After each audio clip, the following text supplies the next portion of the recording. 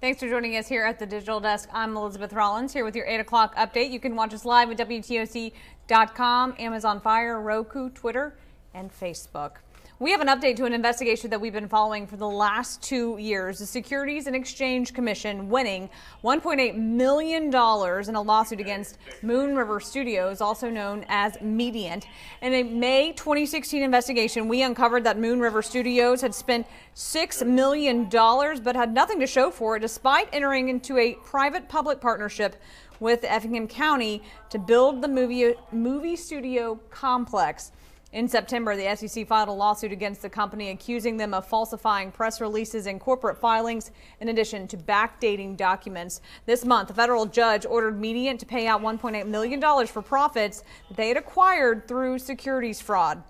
As for former CEO Jake Shapiro, he agreed to settle with the SEC for nearly $100,000 without admitting or denying any wrongdoing. He's also banned from being a top official in a public company or participating in the penny stock trade for the next 5 years. Now, the SEC can only file civil cases, so it will be up to the Department of Justice to decide whether or not they plan to file criminal charges. Of course, we'll continue to follow this and keep you updated. Experts using new technology to assess changing tide levels in Georgia. WTOC's Amanda LeBreau has the story. 4 sensors installed on streets like Catalina Drive here on Tybee Island collected tide data for about the last 10 days. Scientists hope that real-time information can help coastal communities plan for rising sea levels. Community stakeholders learned today what these sensors collected during this month's king tide. The sensors are installed in potential flood areas and connected to the internet. Scientists can track how high and where the water peaks live and do it relatively inexpensively. Georgia Tech senior research scientist Russ Clark says he can build and deploy a sensor for about $200. Savannah Alderman Bill Durrance says rising sea levels affect everyone in our area, and this technology could help cities like Savannah plan for the future. Sooner or later, they have a street in front of their house that's flooded, or their house is flooded, or they can't get to work because the way they need to get to work is flooded. It just has a direct impact on everybody's lives on a pretty routine basis. It may not be necessary for the average citizen to have this data on some kind of ongoing basis, but it's important to them for us to have this information. The Georgia Tech scientists hope to have about 100 of these smart sensors installed by this time next year. On Tybee Island, Amanda LeBreau, WTOC News.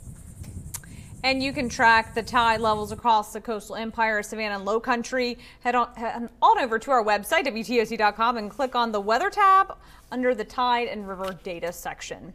Tybee Island leaders are considering allowing a casino cruise boat to dock and do business off Tybee Island coast. But at a planning meeting last night, leaders said that they need more information. Romney Smith has this story. This is Jack's or Better One, the casino cruise boat looking to make Tybee Island its new home. While the Tybee Planning Commission presented questions about safety, parking, and plans for dumping sewage, residents had other concerns. If this thing hits or damages this bridge, Tybee is screwed.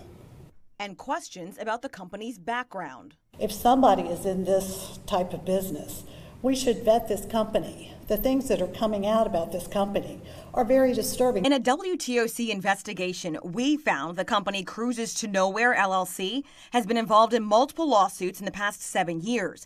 In 2011, the NFL and others sued Cruises to Nowhere LLC and the boat Jack's or Better et al.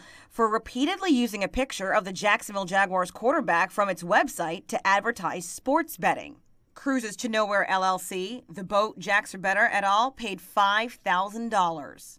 In 2013, Cruises to Nowhere LLC sued a company in South Carolina for not paying a $55,000 monthly charter and holding the boat and cash on the boat hostage. That case was eventually dismissed. And this is video from inside the Jack's or Better casino cruise after it hit a buoy near Galveston, Texas, leaving a large gash down the side of the boat.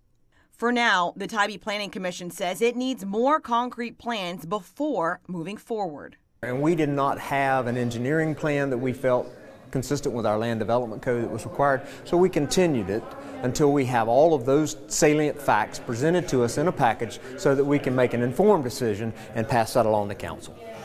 But it seems residents concerned about safety and parking are over the idea of a casino boat coming to the area. You'll have all these people that have been out drinking and gambling, coming back, getting in cars, trying to turn left on Highway 80, and it seems like a very dangerous situation. WTOC reached out to company representatives today. They declined to do an interview, but they did say that no one was injured in the incident involving the buoy in Galveston, Texas. They tell us they do plan to resubmit the proposal to the Planning Commission, and they hope that it's approved. Of course, we'll continue to follow that story and keep you updated as well. Well, if you have any questions, comments, be sure to post below, comment below. If you're watching via Facebook, Twitter, we'll get back to you before the weather update at 9 o'clock. Y'all have a great evening.